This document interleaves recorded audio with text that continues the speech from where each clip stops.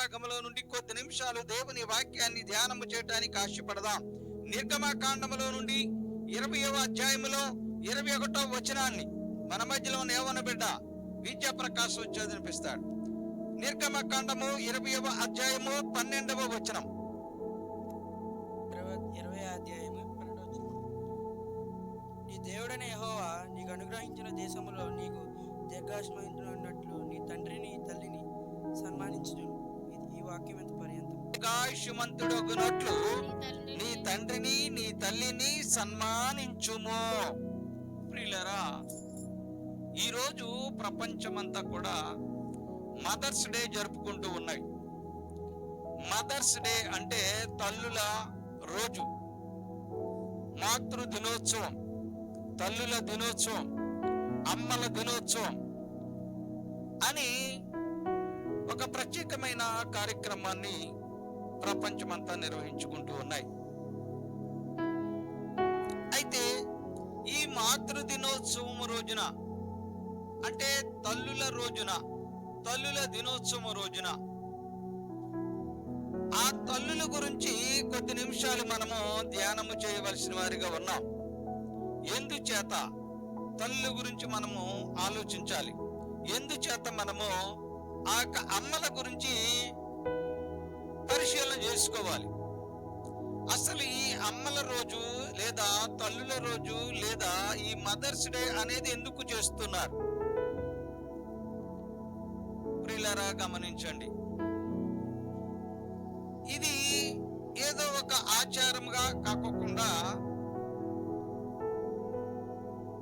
తనను కడుపులో 9 మాసాలు మోసి కని పెంచి ప్రయోజకులను చేసిన తల్లిని మర్చిపోకుండా కనీసము సంవత్సరానికి ఒక్కరోజైనా తల్లిని స్మరించుకోవాలని, తల్లిని గౌరవించాలని, తల్లిని పూజించాలని ఈ కార్యక్రమం జరుగుతూ ఉన్నది. అయితే మరి క్రైస్తవులుగా ఉన్న మనము లేదా యేసుక్రీస్తు ప్రభుని విశ్వసించిన మనము ఈ తల్లుల దినోత్సవంలో మనమేమి చేస్తున్నాం? ఎక్కడో అమెరికాలో ఓ సామాజిక కార్యకర్త ప్రారంభించినటువంటి ఈ యొక్క మదర్స్ డే ఇప్పుడు ప్రపంచమంతా జరుగుతున్నది. తన తల్లి యొక్క గుర్తింపు కొరకు, తన తల్లి కోసము చేసినటువంటి ఆ తల్లి ఈ సమాజానికి చేసిన సేవను గురించి జార్విన్ అనేటువంటి ఆమె ఈ యొక్క తల్లుల దినోత్సవాన్ని ప్రారంభించింది.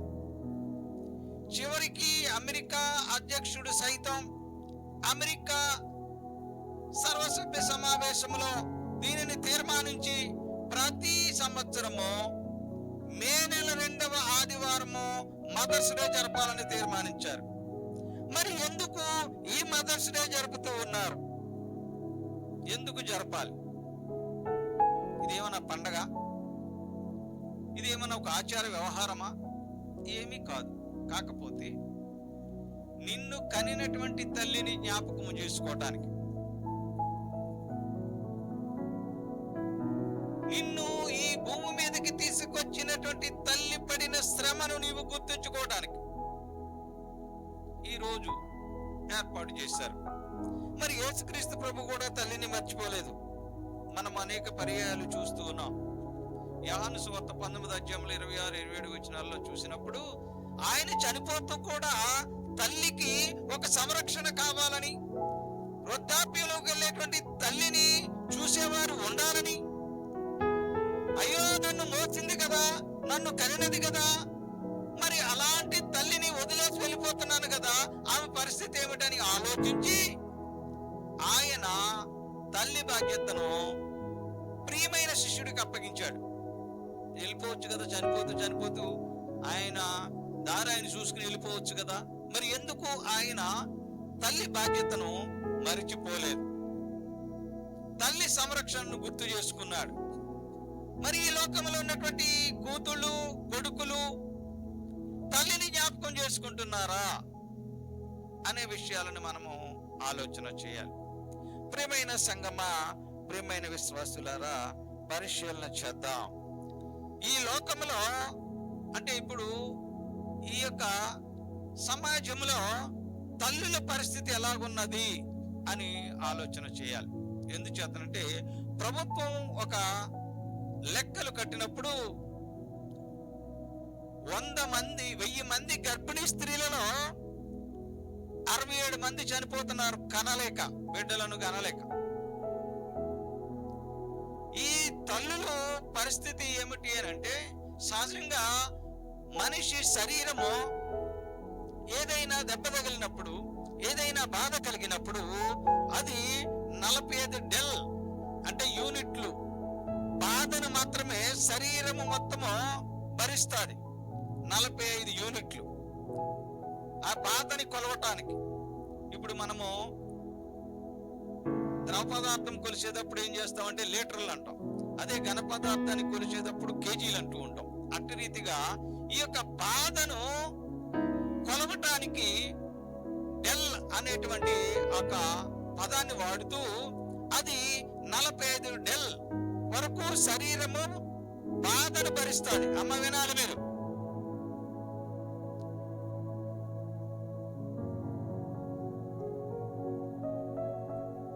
ఒక తల్లి లేదా ఒక మనిషి బాధను భరించటానికి 45 డెల్స్ మాత్రమే భరించగలుగుతారు. కానీ ఒక స్త్రీ బిడ్డకు జన్మనివ్వాలి అని అంటే ఆమె 57 డెల్ అంటే ఆ 57 యూనిట్ల బాధను భరించాలి. అంటే దాని అర్థం ఏమిటంటే, మీకు అర్థమయ్యేలాగా చెప్పడానికి, ఒకేసారి 20 ఎముకలను ఇరగదీస్తే ఎంత బాధ ఇస్తుందో అంత బాధ బిడ్డను జన్మించడానికి తల్లి పడుతుంది. అంత బాధను భరించి లోకానికి బిడ్డను తీసుకొచ్చినటువంటి తల్లిని ఏం చేస్తున్నారు ఇప్పుడు అని మనము ఆలోచించాలి. ప్రియులరా, కొన్ని విషాదకరమైన సంఘటనలు విన్నప్పుడు హృదయము చలించిపోతూ ఉండదు. ఒక ప్రభుత్వ ఉద్యోగి తన తల్లిని పట్టించుకోకుండా, తన తల్లిని తండ్రి చనిపోయినప్పుడు తల్లి బాధ్యతను చూడవలసిన కుమారుడు తల్లిని వదిలేసినప్పుడు తల్లి కొంతమంది సహాయము చేత, కొంతమంది ఆ సామాజిక కార్యకర్తల చేత విషయము తెలుసుకుని కొడుకు పైన కోర్టులో కేసేసింది. కొడుకు పైన ఏం కేసు అంటే, ఏ కోర్టు అంటే మామూలు కోర్టు కాదు. 2007లో ఎవరైతే వృద్ధాప్యంతో బాధపడుతూ ఉన్నారో వారి కోసం maintenance and welfare of parents and senior citizens act అని 2007లో వచ్చింది. ఈ చట్ట ప్రకారము ప్రతి రెవెన్యూ డివిజన్ కేంద్రంలో ఈ యొక్క వృద్ధులు 65 సంవత్సరాలు దాటిన వారి కోసం ఒక కోర్టు పనిచేస్తుంది. మీ తరపున లాయర్ అక్కర్లేదు, మీరే డైరెక్టర్ గా వెళ్ళొచ్చు, వెళ్ళి ఒక కంప్లైంట్ ఇవ్వచ్చు. అక్కడ ఆ జడ్జి గారు మీ కేసుని స్వీకరించవచ్చు. అట్టి రీతిగా ఓ తల్లి ఏం చేసిందంటే, ఉద్యోగస్తుడైనటువంటి కొడుకు, నేను కష్టపడి కూలి పనికి వెళ్ళి డబ్బులు సంపాదించి నా కొడుకుని చదివించి ఉద్యోగంలోకి నేను చేర్పించిన తర్వాత నేను వృద్ధాప్యంలో ఉన్నప్పుడు నన్ను పట్టించుకోవటం లేదు, నాకు అన్నం పెట్టడం లేదు అని తల్లి కోర్టులో కేసేసింది. కోర్టు ఇవన్నీ పరిశీలించి తల్లి మెయింటెనెన్స్ కోసం నువ్వు నెలకి 10,000 రూపాయలు ఇవ్వాలని ఆర్డర్ పాస్ చేసింది. ప్రియులారా, ఆలోచించండి. అంటే కనినటువంటి కొడుకు అన్నం పెట్టలేదని అడుక్కునే పరిస్థితి తల్లికి వచ్చింది. అది ఆలోచించాలి. ఎంత దౌర్భాగ్య స్థితి. ఆ రోజున నిన్ను తల్లి చదివించకుండా ఉండుంటే, ఓ పాలనగా పెట్టి ఉంటే, ఓ కూలి పని పంపించుంటే ఈ రోజు నీకు ఉద్యోగం అయ్యేవో కాదు. కానీ ఆ ఉద్యోగంలోకి వచ్చిన తర్వాత నీవు సకల సౌఖ్యాలు అనుభవించి ఈ రోజు తల్లిని పట్టించుకోవటం లేదు. ఎంత విచారకరం. ప్రియులారా, ఆలోచించండి. అందుకే తల్లుల దినోత్సవం పెట్టారు. మరొక తల్లి, 63 ఏళ్ల తల్లి ఏడ్చుకుంటూ నాకు ఫోన్ చేసింది. ఎప్పుడో 10 ఏళ్ల క్రితం పరిచయము, నా నెంబర్ ఎక్కడో తీసుకుంది, నాకు ఫోన్ చేసింది. అయ్యా, నా పేరు ఫలానా ఫలానా, నేను మీకు తెలుసు, చెప్పమ్మా, నా కొడుకు నన్ను కొట్టి పంపించేశాడు. అన్నం పెట్టేవారు లేక నేను ఇక్కడైతే సిగ్గుపడుతుందని వేరే ప్రాంతం వెళ్ళి వేరే హాస్టల్లో అంట్లు దమ్ము పని చేస్తున్నానయ్యా. ఎంత బాధాకరం. నీ కొడుకు ఉద్యోగి, చక్కటి ఇల్లు కట్టింది, సకల సౌఖ్యాలు ఆ గృహంలో ఏర్పాటు చేసింది, తల్లిని చూడని కొట్టి పంపేశాడు కొడుకు. ఆలోచన చేయండి, ఏమైపోతుంది సమాజం? ఎందుకు ఇలా జరుగుతుంది? నిన్ను కనిన తల్లి, నీవు చనిపోతాను నేనని తెలిసినా కూడా నిన్ను ఈ లోకానికి తీసుకొచ్చినటువంటి తల్లి ఈరోజు నీకు బరువైపోయింది, భారమైపోయింది. అందుచేత ఈ తల్లులకు 4 రకాలైన ప్రాబ్లమ్స్ ఈ లోకంలో కలుగుతున్నాయి. గమనించండి ప్రియులారా, 4 రకాల ప్రాబ్లమ్స్. మొట్టమొదటిది ఏమిటో తెలుసా? సన్ పర్పెట్రేషన్, అంటే ఈ యొక్క కొడుకుల ద్వారా తల్లి బాధించబడుతూ ఉన్నది, తల్లి చేదరింపుకు గురవుతూ ఉన్నది. ఇది ఇంటిలో జరుగుతున్నది, ఇంటి బయట కూడా కాదు, ఇంటిలో జరుగుతున్నది. 2, మ్యాట్రిసైడ్, అంటే మాతృత్వ హత్య. అంటే ఏంటి? అమ్మని చంపేయటం. పేపర్లో టీవీలో చూస్తున్నాం కదా, కూతురు కూడా అమ్మని చంపేసింది భర్తతో కలిపి. ఎంత దయనీయమైన పరిస్థితి. రేపు ఆమె తల్లిని చంపింది కూతురు, రేపు ఆమె కూడా తల్లే కదా, మరి ఆమె పరిస్థితి ఏమిటి? ఇది 2వది, ఈ యొక్క తల్లుల పైన జరుగుతున్నటువంటి దాష్టికం. 3వది డొమెస్టిక్ అబ్యూస్, అంటే ఇంటిలో హింస. మా ఆవిడ చెప్పినట్టేనవా నువ్వు? ఆ ఇల్లు తొడగలేదు, ఈ బట్టలు ఉతకలేదు, మా ఆవిడ ఏది చెప్తుంది చేయవా నువ్వు అని తల్లిని హింసించటం. ఇంకొకటి ఫైనాన్షియల్ ఎక్స్‌ప్లాయిటేషన్, అంటే ఆమెకున్న ఆస్తిని కూడా అనుభవించనివ్వరు. ప్రియులారా గమనించండి, ఆమెకు ఒక బంగారం ఉందనుకోండి, ఆ బంగారం ఇస్తావా ఇవ్వా? నీ మెడలో తాడిస్తావా ఇవ్వా? మీ ఆయన సంపాదించినంత ఏం చేస్తావు? నాకు ఇచ్చే. ఇలా తల్లులకు 4 రకాలైన ప్రాబ్లమ్స్ ఇంటిలో కొడుకు నుంచి కూతురు నుంచి ఎదురవుతూ ఉన్నాయి. మరి వీటన్నిటినీ తల్లులు ఎవరికి చెప్పుకోవాలి తెలియని పరిస్థితిలో ఉన్నారు. అందుచేతనే ఎలాంటి తల్లుల దినోత్సవం నుంచైనా ఆ తల్లులకు ఆ బాధల నుంచి విముక్తి కలిగించాలి. మరి లేఖన భాగం ఏం చెప్తూ ఉంది? లేఖన భాగం ఏం చెప్తుంది? నిర్గమకాండం 21వ అధ్యాయంలో 15వ వచనం చూసినప్పుడు, తల్లిని గాని తండ్రిని గాని కొట్టేవాడు నిశ్చయముగా చచ్చిపోతాడని రాయబడింది.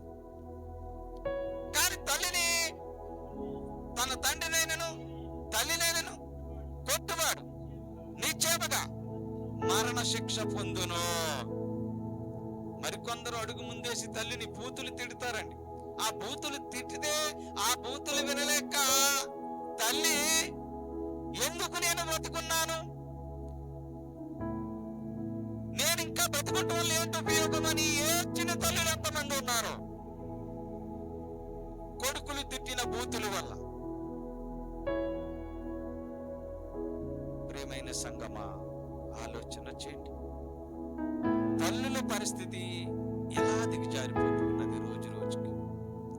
2వది కూడా మనం గమనించినప్పుడు, లేవికాండం 20వ అధ్యాయం 9వ వచనంలో మనం చూస్తాం, ఎవడు తన తండ్రినైనను తల్లినైనను దూషించును వాడు తనకు తానే శిక్షణ తెచ్చుకుంటాడట.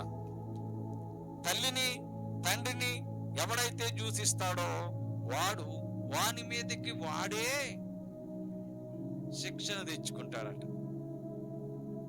అయినా సరే దేవుని వాక్యం వింటున్నారు, దేవుని సన్నిధికి వెళుతున్నారు, కూటాలకు వెళుతున్నారు, సభలకు వెళుతున్నారు, టీవీలో వాక్యం వింటున్నారు, అయినా తల్లిని ప్రేమించడం లేదు, తల్లిని లెక్క చేయటం లేదు.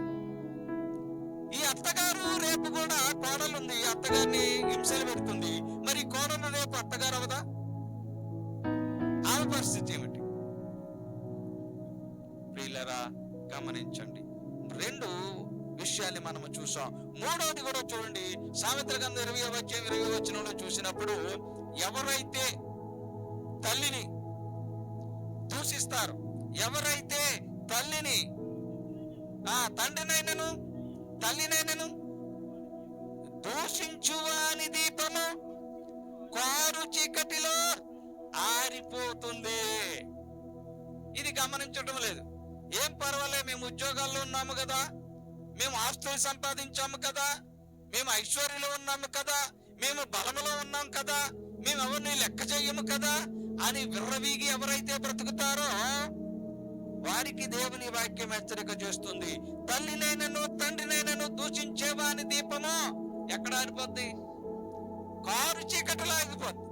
మరి కారు చీకటిలో దీపం ఆరిపోతే పరిస్థితి ఏమిటి? దారి తెన్ను కానరాక ఆ చీకటిలో అయోమయంలో బ్రతికే పరిస్థితి ఏర్పడుతుంది. ఎవరికి? తల్లిని తండ్రిని దూషించే వారికి. ప్రియులరా, ఆలోచన వచ్చండి. మరొక విషయాన్ని గమనించుదాము. సామెతల గ్రంథం 30వ అధ్యాయంలో 17వ వచనాన్ని ఒకసారి పరిశీలన చేద్దాం.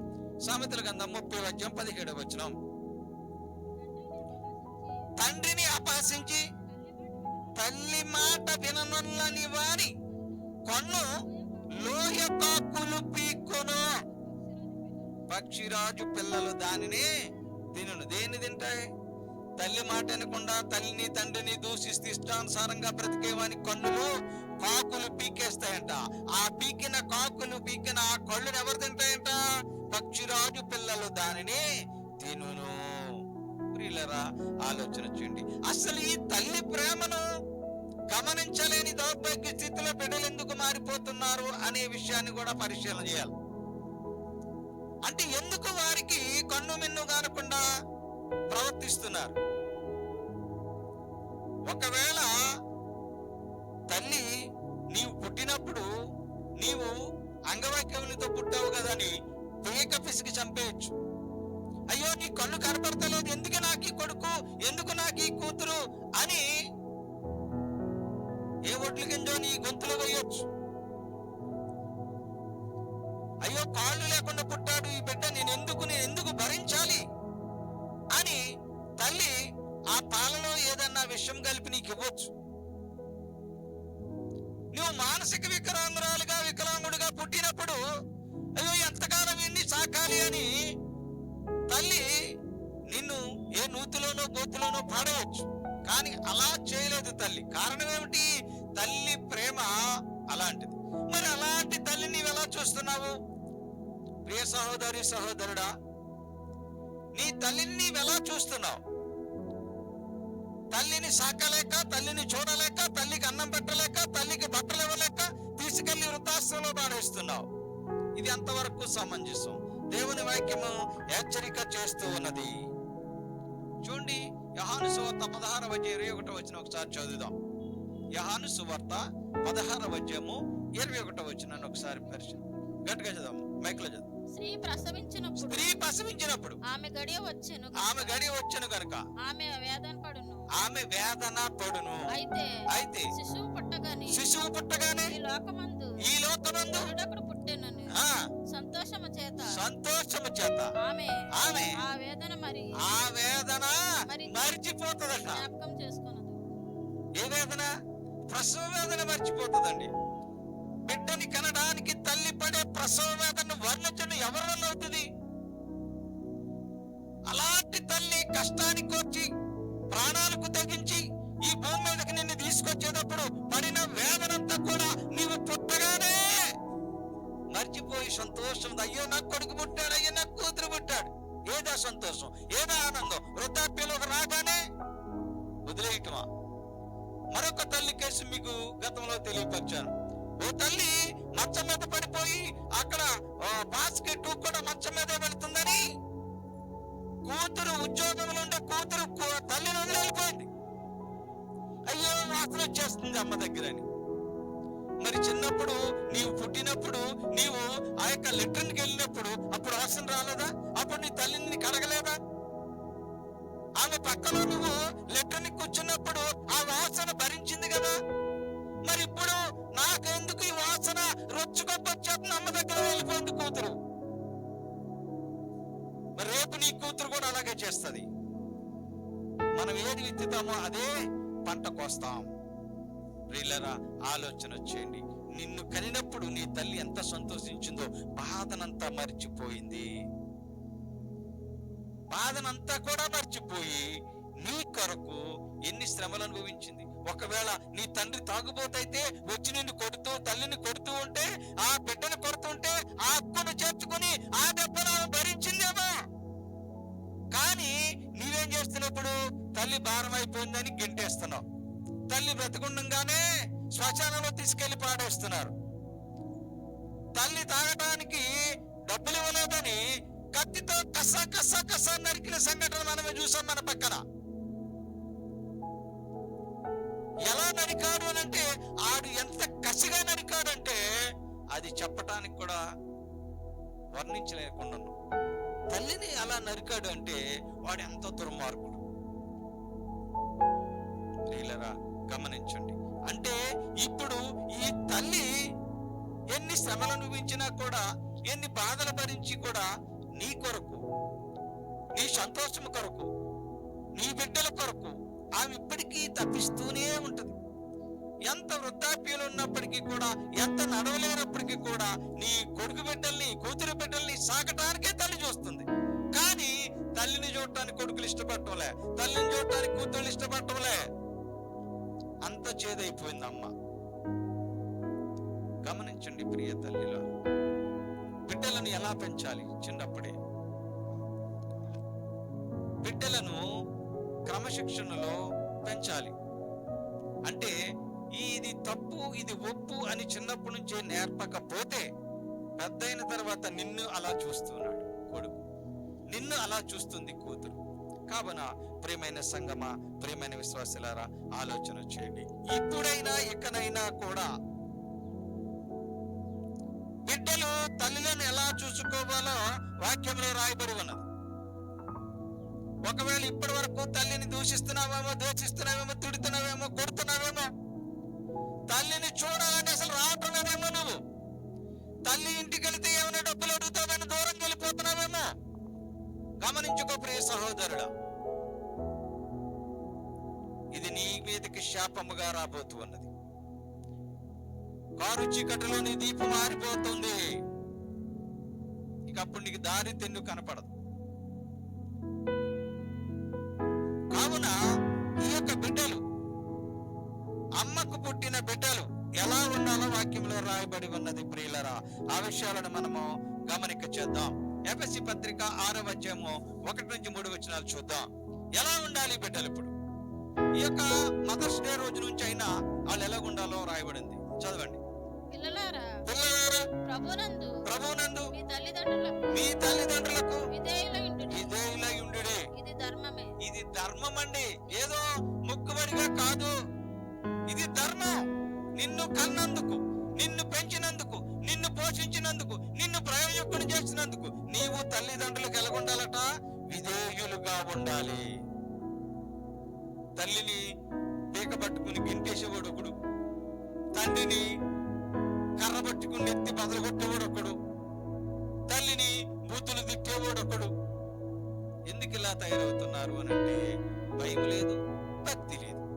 ఆ కారణము చేత ఇట్టి రీతిగా బతుకుతున్నారు. కాబట్టి పిల్లలారా, ప్రభువునందు మీరు మీ తల్లిదండ్రులకు విధేయులై ఉండుడి. ఇది ధర్మమే. అంతేకాదు, ఇది నీకు మేలు కలిగినట్లు నీ తండ్రిని తల్లిని సన్మానింపుము. అప్పుడు నీవు భూమి మీద దీర్ఘాయుష్మంతుడు అవుతావు. ఇది వాగ్దానములతో కూడిన ఆజ్ఞలలో మొదటిది. మేము గొప్పలు అయిపోయామండి, మేము కలెక్టర్లు అయిపోయామండి, మేము ఐపీఎస్లు అయిపోయామండి, మేము ఉద్యోగస్తులు అయిపోయాం, మేము టీచర్లు అయిపోయాం, మా కోట్లు ఉన్నాయి, మా బంగారాల కేజీలు ఉన్నాయి. ఏంటి ఉపయోగం? తల్లిని చూడనోడు, తండ్రిని చూడనోడు ఎందుకు వాడు బతకటం? ఇది దేవుడిచ్చినటువంటి ఆజ్ఞ, వాగ్దానముతో కూడిన మొదటి ఆజ్ఞ. నీ తల్లిదండ్రులకు విధేయులై ఉండాలి. మొదటిది. రెండవది కూడా చూద్దాం. లేవికాండం 19వ అధ్యాయం 5వ వచనం చదవండి, 3వ వచనం. లేవికాండం 19వ అధ్యాయం 3వ వచనం చదవండి. లేవికాండం. మీలో ప్రతివాడు తన తల్లికి తన తండ్రికి భయపడవలెను. ఆగండి, సరిపోతుంది. ఏం చేయాలంటే ఇప్పుడు వీళ్ళు పిల్లలు ఏం చేయాలి? కొడుకులు కూతుళ్ళు తల్లిదండ్రులకు భయపడాలి. మేమెందుకు భయపడతాం? మేము ఉద్యోగాలు చేస్తున్నాంగా, మేమెందుకు భయపడతాం? మా అత్తగారు మామగారు మంచి పొజిషన్లు ఉన్నారుగా, అమ్మ నాన్నకి ఎందుకు భయపడాలి? ఇలాంటి ఆలోచనలు కొంతమంది ఉన్నారండి. దానివల్ల వారు దీర్ఘాయుష్మంతులు కాకుండా అర్ధాయుష్తో పోతారట, వాక్యంలో రాయబడి అన్నమాట. కాబట్టి రెండవది ఏం చేయాలంట? మీలో ప్రతివాడు తన తల్లికి తండ్రికి భయపడవలెను. మూడవది కూడా చూద్దాం. సామెతల గ్రంథం 23వ అధ్యాయం 25వ వచనం. సామెతల గ్రంథం 23వ అధ్యాయము 25వ వచనాన్ని కూడా చూద్దాం. అక్కడ ఎవరినండి చదవండి. నీ తల్లిదండ్రులను సంతోష పెట్టాలండి, నిన్ను కనిన తల్లిని ఆనందపరచాలి. తల్లి ఏడుస్తే నీకు మంచిది కాదు, తల్లి దుఃఖిస్తూ ఉంటే నీకు శ్రేయస్కరం కాదు.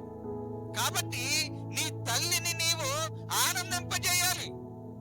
ఎందుకు ఆనందింపజేయాలి? నీ కోసం కష్టపడింది కదా, ఎండలో రేయింపగలు శ్రమించింది కదా. అయ్యో నా బిడ్డకి మంచి బట్టలు ఉండాలని, అయ్యో నా బిడ్డకి మంచి ఆహారం పెట్టాలని ఉదయం 6ంటికి వెళ్ళి రాత్రి 6ంటి దాకా 7ంటి దాకా పనిచేసి వచ్చింది కదా. మరి అలాంటి తల్లి నువ్వేం చేయాలి? ఇప్పుడు నువ్వు బాగున్నావు కదా, మంచి బట్టలు వేసుకుంటున్నావు కదా, మరి నీ తల్లి చిరిగిపోయి చేరుతూ ఉంటే ఎవరిని అంటారు? ఏంటమ్మా అతను కనీసం తల్లిని పట్టించుకోడు, ఎంత దుర్మార్గుడేంటి అని అంటారు అందరూ. కాబట్టి తల్లిని ఏం చేయాలి? ఇప్పుడు ఆనందింప చేయాలి. ఇది మూడవది. నాలుగవది కూడా చూద్దాం. సామెతల గ్రంథం 15వ అధ్యాయం 20వ వచనంలో, సామెతల గ్రంథం 15వ అధ్యాయం 20వ వచనాన్ని కూడా మరొకసారి పరిశీలన చేద్దాం. చూడండి. జ్ఞానం గల కుమారుడు తండ్రిని సంతోషపెట్టును, బుద్ధిహీనుడు తన తల్లిని. ఇప్పుడు తల్లిని తిరస్కరించేవాడు ఎవడండి? ఇప్పుడు బుద్ధిహీనుడు. వాక్యం చెప్తుంది. ఇప్పుడు తల్లిని ఎవడైతే ద్వేషిస్తున్నాడో, దూషిస్తున్నాడో, గంటేస్తున్నాడో, తోచేస్తున్నాడో, పారేస్తున్నాడో వాడు ఎవడాడు? బుద్ధి లేనివాడు. మరి తల్లిని గంటేసాడంటాడు బుద్ధి లేనివాడు, కాకపోతే ఎవడవాడు? వాక్యం చెప్తుంది. కాబట్టి తల్లిని ఏం చేయాలి? సంతోష పెట్టాలి. ప్రియమైన సంగమా, ప్రియమైన విశ్వాసులారా, ఇట్టి రీతిగా నీవు చేస్తే ఎలాగూ తల్లిదండ్రులకు విధేయులైంది. రెండవది, తల్లిదండ్రులకు భయపడి తల్లిదండ్రులను ఆనందింపజేసి తల్లిని సంతోషపెట్టి ఆనంద పెట్టేవాడు ఎలాగుంటాడు అనంటే దీర్ఘాయుష్మంతుడిగా ఉంటాడు. ఎలా ఉంటాడండి? దీర్ఘాయుష్మంతుడిగా ఉంటాడు. అది తెలుసుకోలేక, అది గమనించలేక తల్లిదండ్రులను కొట్టేస్తున్నారు, తిట్టేస్తున్నారు, బాధిస్తున్నారు, దూషిస్తున్నారు, ద్వేషిస్తున్నారు. ప్రియులారా, గమనించండి. ఆ తల్లి నాకు ఫోన్ చేసినప్పుడు నా కళ్ళలో నీరు కారిపోయింది. అయ్యో, ఎంత బాగా బ్రతికినామే, 10 ఏళ్ల క్రితం నాకు పరిచయం అయినామా, ఇంత దీనస్థితికి ఎందుకు వచ్చేసింది పరిస్థితి అంటే ఎవరు చేశారు? ఆ వయసులో వెళ్ళి వేరే చోట పని చేయవలసిన అవసరం ఏమన్నది? పోనీ కొడుకు ఏ పని పాట లేదు, వాడు బతకటమే కష్టంగా ఉందనుకుంటే పోని తల్లి కష్టపడాలి. కొడుకు ఉద్యోగస్తుడు, తల్లి బాచి పని చేసి బతుకుతుంది. ఎంతవరకు సమంజసం? బాగా బ్రతికిన కుటుంబం, ఉన్నతమైన కుటుంబం. దీనంతటికీ కారణం బిడ్డలు తల్లిదండ్రులను పట్టించుకోకపోవడం, బిడ్డలు తల్లిదండ్రులను నిర్లక్ష్యము చేయటం. కాబట్టి ఈ యొక్క మదర్స్ డే రోజు నుంచైనా ఆలోచించాలి. ఎంత శ్రమ పడినటువంటి ఆ తల్లిని నీవు పూజించాలి. ఈరోజు ప్రత్యేకముగా తల్లికి నీవు వందనం చేసుకోవాలి. ఆ తల్లిని చక్కగా మంచి వస్త్రాలతో, మంచి భోజనముతో ఈరోజు నువ్వు సన్మానించాలి మదర్స్ డే రోజున. మరి ఏం చేస్తున్నావు? నీవు తింటూ, నీవు తాగటం, నీవు బతకటం, నీ పిల్లలు, నీ భార్య, నువ్వే తప్ప వృద్ధాప్యులున్న తల్లి గురించి ఆలోచించటం లేదు. ఓ తల్లి ఓ కొడుకుని ప్రియులారు కోరిందంట. నువ్వు నిజంగా నన్ను ప్రేమిస్తున్నావా అందట. నిజంగా నేను ప్రేమిస్తున్నాను, అయితే నాయన ఏది అడిగినా ఇస్తావన్నాడు. ఏది అడిగినా ఇస్తాను. అయితే మీ అమ్మ గుండెకాయ తీసుకురామన్నాడు. గుండెకాయ తీసుకురామంటే మరి గుండెకాయ తీయాలంటే ఏం చేయాలి? ఇప్పుడు అమ్మను చంపాలి కదా, చంపకుండా గుండెకాయలకు వస్తుంది. అమ్మని చంపేసి ఆ గుండెకాయ పట్టుకుని చేత్తో పట్టుకుని స్పీడ్గా వెళుతున్నాడట. ఈ గుండె లబ్డబ్ లబ్డబ్ అని కొట్టుకుంటుందట. వెంటనే ఈ కుర్రోడికి రాయి తగిలి ముందుకు తూలిగిపోతుంటే గుండె అందంట, నానా పడిపోతున్నావురా, పడిపోతావురా, జాగ్రత్త అన్నాడు తల్లి. ఆలోచించండి తల్లి ప్రేమ ఎలాంటిది. ప్రియమైన సంగమా, ప్రియమైన విశ్వాసులారా, మరొక కుమారుడు ఇంటిలో ఉంటే వారి యొక్క ప్రైవసీకి అడ్డొస్తుందని వృద్ధాప్యంలో ఉన్నటువంటి తల్లిని తీసుకెళ్లి వృద్ధాశ్రమంలో పాడేశారట. ఆ వృద్ధాశ్రమంలో పాడేసినప్పుడు ఆ వృద్ధాశ్రమంలో చిన్ని వృద్ధాశ్రమం గనక వారి సరైన వసతులు లేవంట. ఎప్పుడు చక్కగా చిన్నప్పటి నుంచి మంచి వాతావరణంలో పెరిగిన తల్లి, ఇంటిలో చక్కగా ఏసీ ఉంది, ఫ్యాన్లు ఉన్నాయి, కూలర్ ఉంది. కొడుకు తీసుకెళ్లి వృద్ధాశ్రమంలో పాడేశాడు. ఆ వృద్ధాశ్రమంలో పాడేస్తే ఒక రోజున తల్లి సిక్ అయిందంట, అనారోగ్యానికి గురైంది. వృద్ధాప్యంలోకి వచ్చేటప్పటికి ఏదో ఒక అనారోగ్యం వస్తుంది కనుక ఆమె అనారోగ్యానికి గురైతే ఆ యొక్క వృద్ధాశ్రమంకు చెందినటువంటి యజమానులు ఆయనకి ఫోన్ చేశారంట, బాబు మీ అమ్మ మరి నీరసపడిపోయింది, నువ్వు నెల నెల ఇచ్చినటువంటి డబ్బులతో భోజనం అయితే పెడుతున్నాం కానీ ఆసుపత్రి మేము చూపించలేం, కాబట్టి మీ అమ్మని ఆసుపత్రికి తీసుకెళ్ళి కానీ రమ్మని చెప్పారట. ఫోన్ చెప్తే వచ్చాడట. వస్తే ఏమైందండి బాబు, నాతో పాటు ఉన్న ఈ యొక్క ముసలోళ్ళందరూ కూడా చాలా శ్రమ పడిపోతున్నారా, ఒకే ఒక ఫ్యాన్ ఉందిరా, కనీసం ఒక్క ఫ్యాను నీ పేరు మీద ఈ వృద్ధాశ్రమానికి వేయించరా. అదెందుకమ్మ ఇప్పుడు ఫ్యాను, నేను తీసుకెళ్ళిపోయి హాస్పిటల్లో పాడేస్తాంగా. అవునరా, నన్ను తీసుకెళ్లి ఆసుపత్రిలో పాడేస్తావు, రేపొద్దుట నీ కొడుకు కూతురు నిన్ను ఇక్కడ వేస్తారా, నీవు ఆ ఎండవేడికి తట్టుకోలేవు కదరా, నువ్వు ఇప్పుడే ఫ్యాన్ వేయించుకోరని చెప్పిందంట. అంటే తల్లి బాధపడితే కూడా కొడుకు క్షేమం గురించి ఆలోచించింది. అలాంటి తల్లులను ఏం చేస్తున్నారు ఇప్పుడు కొడుకులు కూతుళ్ళు? ఆలోచించండి. ప్రియమైన సంగమా, ప్రియమైన విశ్వాసులారా, ఈ మదర్స్ డే రోజు నుంచైనా తల్లుల పైన ప్రేమ చూపడానికి ప్రయత్నం చేయండి. ఈ మదర్స్ డే నుంచి అయినా కూడా తల్లులను హక్కును చేర్చుకోండి. వృద్ధాప్యులు ఉన్నారు కానీ నిర్లక్ష్యము చేయకండి. వారిని కూడా ప్రొటెక్ట్ చేయడానికి, రక్షించడానికి చట్టం వచ్చింది. ఆ చట్ట ప్రకారము మరి మీ మీద ప్రభుత్వం చర్యలు తీసుకుంటుంది. ఇది చాలా అమూల్యమైన చట్టం అని అనేక మంది ప్రశంసించారు. వృద్ధ సమయంలో వృద్ధులైన వారి సంరక్షణ కోసం ఏర్పాటు చేసినటువంటి చట్టం. ఈ చట్టము ద్వారా ఎవరైతే విసర్జించబడుతున్నారో, ఎవరైతే విసిరివేయబడుతున్నారో, ఎవరైతే నిర్లక్ష్యానికి గురవుతున్నారో వారిని కాపాడే చట్టం ప్రభుత్వం తీసుకొచ్చింది. కాబట్టి కొడుకులైనా కూతుళ్ళైనా ఆలోచన చేయండి. రేపటి రోజున మీ తల్లులను నిర్లక్ష్యం చేసినప్పుడు తల్లులే వెళ్ళక్కర్లేదు, తల్లుల తరపున ఎవరు కంప్లైంట్ ఇచ్చినా కూడా వారు స్పందిస్తారు, కోర్టు వారు. కాబట్టి మీ తల్లిదండ్రులను నిర్లక్ష్యం చేయకండి. తల్లిని కనిపించండి, తల్లిని సన్మానించండి, తల్లిని ఆదరించండి. ఇక నుంచైనా ఎప్పటి నుంచైనా తల్లిదండ్రులను ప్రేమగా చూసుకుంటూ వారి యొక్క దీవెనలు, ఆశీర్వాదాలు మీకు ఉండాలంటే తల్లులను మీరు పూజించే వారిగా ఉండండి. అట్టి రీతిగా ప్రార్థనా పూర్వకంగా మీరందరూ ముందుకు కొనసాగాలని తెలియపరుస్తూ ఈ నా కొద్ది మాటలు ముగిస్తూ ఉన్నాను. దేవుడు ఈ మాటలను మనందరి వినికిడిలో దీవించును గాక. ఆమేన్. మీ అందరికీ నా వందనములు.